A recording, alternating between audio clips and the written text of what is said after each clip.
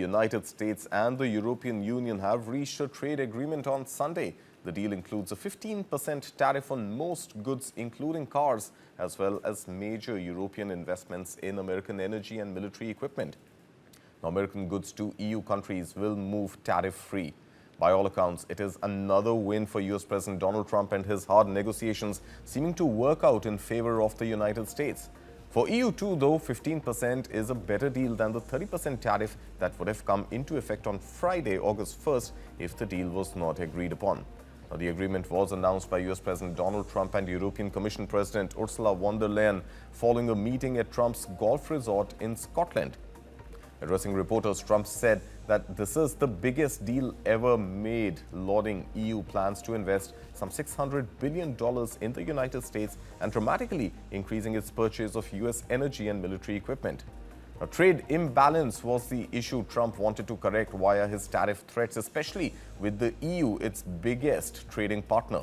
Bilateral trade between US and EU stood at almost $1 trillion last year, with EU exporting over $600 billion worth of goods to US and US importing under $400 billion worth. Now, under the new framework, the EU has committed to increase purchase of American liquefied natural gas as well as defense products. In exchange, the US has agreed to moderate its tariff plans and open further talks on reducing regulatory barriers. Let's listen in first to what Donald Trump had to say, followed by what Ursula von der Leyen, European Commission President, said. So we have good news. We've reached a deal. It's a good deal for everybody, I believe.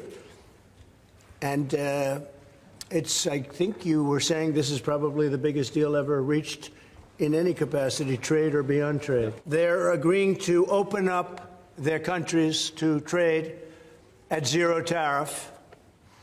So that's a very big factor. Opening up their countries, all of the countries will be opened up to trade with the United States at zero tariff. We have a trade deal between the two largest economies in the world. And it's a big deal, it's a huge deal.